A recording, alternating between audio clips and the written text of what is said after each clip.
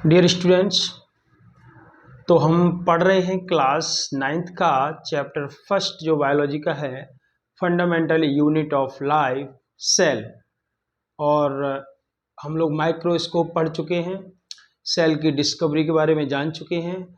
अब हम कुछ और चीज़ें सेल के बारे में जानने का प्रयास करते हैं। तो आज के कुछ बेसिक टॉपिक्स हैं। सेल नंबर के बारे में जानेंगे, सेल साइज कितने तरीके के होते हैं, सेल शेप्स क्या होते हैं और कितने टाइप के होते हैं, इनके बारे में देखेंगे। ठीक है,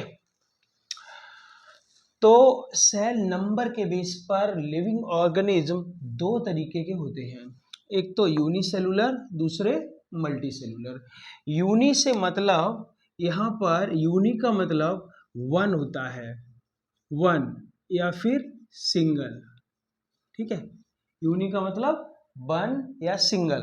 तो लिखा भी है यूनिसेलुलर मतलब made up of single cell.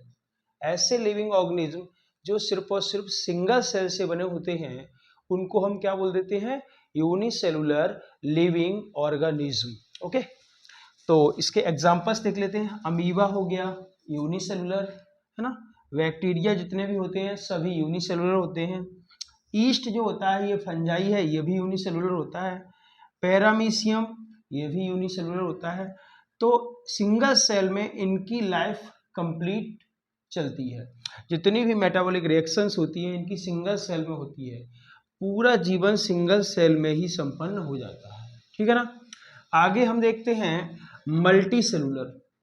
कुछ लिविंग ऑर्गेनिज्म ऐसे होते हैं, मल्टी का मतलब होता है मैनी, ठीक है ना, बहुत सारी, made up of more than one cell. ठीक है ना। तो जो लिविंग ऑर्गेनिज्म एक से ज्यादा सेल से बने होते हैं उनको हम बोल देते हैं मल्टी सेलुलर।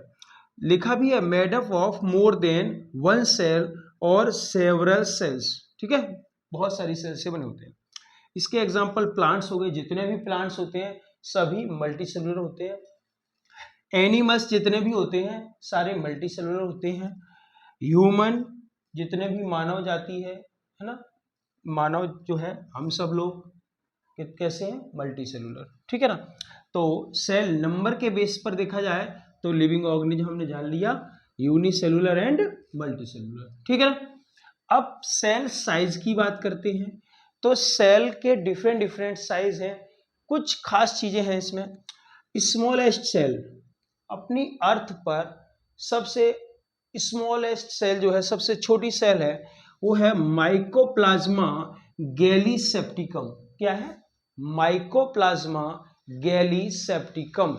और ये क्या है, एक बैक्टीरिया है। ठीक है ना, ये एक बैक्टीरिया है। ठीक है ना। तो ये माइकोप्लाज्मा गैलीसेप्टिकम क्या है, एक बैक्टीरिया है। इसका साइज बहुत कम होता है, बहुत छोटा साइज होता है इसका। इसका साइज अभी हम बता रहे हैं आपको, इसका साइज जो है 0.1 माइक्रोन, 0.1, इसका साइज है 0.1 म्यू एम, यानी 0.1 माइक्रोन। बहुत ही छोटी यूनिट होती है मेजरमेंट की। तो बहुत सबसे छोटी सेल अगर कोई है वो क्या है, माइकोप्लाज्मा गैलीसेप्टिकम। ठीक है ना। लॉन्गेस्ट सेल जो होती है, सबसे लंबी सेल, तो वो होती है नर्व सेल। ये कहाँ पाई जाती है, ह्यूमन बीइंग के अंदर। डिफरेंट टाइप की इंफॉर्मेशन हमारे ब्रेन तक ले जाने का काम जो करती हैं वो कौन करती हैं, नर्व सेल्स। ठीक है ना, क्लियर। लार्जेस्ट सेल इन एनिमल्स, लार्जेस्ट मतलब साइज में बड़ी। तो एनिमल में देखा जाए तो ऑस्ट्रिच का एग है, शुतुरमुर्ग का जो अंडा होता है वो सबसे लार्जेस्ट सेल होती है। इसका डायमीटर कितना होता है, 18 सेंटीमीटर, 18 सेंटीमीटर का इसका डायमीटर होता है शुतुरमुर्ग के अंडे का, ऑस्ट्रिच के एग का। तो वो एग जो है ना वो एक सिंगल सेल है। तो सबसे लार्जेस्ट सेल अगर एनिमल में देखा जाए तो क्या होती है, ostrich egg. Okay. Largest cell in plant, plant में देखा जाए तो सबसे लार्जेस्ट सेल अगर कोई होती है तो ovule of cycas, cycas plant होते हैं, उनका ओब्यूल जो होता है वो सबसे बड़ा, प्लांट में देखा जाए तो सबसे लार्जेस्ट सेल के रूप में उसको जाना जाता है। ठीक है। अगला टॉपिक जो हमारा है वो है सेल शेप के बारे में। सेल के शेप भी डिफरेंट डिफरेंट होते हैं। तो देखें, सेल शोज वाइड वेरिएशन, मतलब जितने सेल्स हैं बहुत सारा वाइड वेरिएशन दिखाती हैं, डिफरेंट डिफरेंट शेप अपने दिखाती हैं इन देयर शेप, अपने शेप में, ठीक है ना। सेल्स के डिफरेंट डिफरेंट शेप हो सकते हैं related to the function they perform. वो किस टाइप का फंक्शन कर रही हैं, किस टाइप का वर्क कर रही हैं, उसके अकॉर्डिंग सेल के डिफरेंट डिफरेंट शेप्स जो हैं वो हो सकते हैं, ठीक है। कुछ एग्जांपल्स दिए गए हैं। स्पिंडल शेप, स्पिंडल शेप भी सेल हो सकती हैं। कहाँ की होती हैं? Smooth muscle cell. हमारी जो स्मूथ मसल सेल होती हैं ये स्पिंडल शेप होती हैं।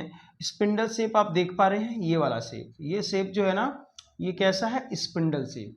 हमारी स्मूथ मसल जो होती हैं वो स्पिंडल शेप की सेल से बनी होती हैं, ठीक है। इलोंगेटेड सेल भी होती हैं। ये इलोंगेटेड सेल कौन होती है? Nerve cell. तो ये हमने जो बनाई है ये थोड़ा रफली डायग्राम है, ये काहे का है? नर्व सेल का, ठीक है। और डिस्कॉइडल सेल जो होती है डिस्क लाइक दिखती हैं थोड़ी, ठीक है ना। तो वाई कॉनकेव शेप होता है ये। तो ये आपकी ब्लड सेल्स जो होती हैं, रेड ब्लड सेल वगैरह, तो ये कैसी होती हैं? डिस्कॉइडल होती हैं, ओके। अगला देखो तो पता चलता है स्फेरिकल। स्फेरिकल मतलब गोलाकार की। तो ओब्यूल होता है जो, या ओवम होता है। अगर देखा जाए कि प्लांट में ओब्यूल या जो भी फीमेल्स होती हैं ह्यूमन में, वहाँ पे ओवम, या प्लांट में भी ओवम जो होता है ओवरी के अंदर, तो इसका शेप जो होता है वो कैसा होता है? स्फेरिकल। तो ओवम भी अपने आप में सेल है, ठीक है। अब नॉब्ड थ्रेड लाइक सेल भी होती है। तो ये स्पर्म की सेल होती है। स्पर्म आप देख सकते हैं इस टाइप से, कुछ इस टाइप की सेल स्पर्म की देखने को मिलती है, ठीक है। तो आज हमने देखा कि सेल नंबर के बेस पर, सेल नंबर NUMBER, स्पेलिंग गलत हो गई थी, सॉरी फॉर। सेल नंबर के बेस पे हमने देखा तो यूनिसेलुलर मल्टीसेलुलर पता चल गया।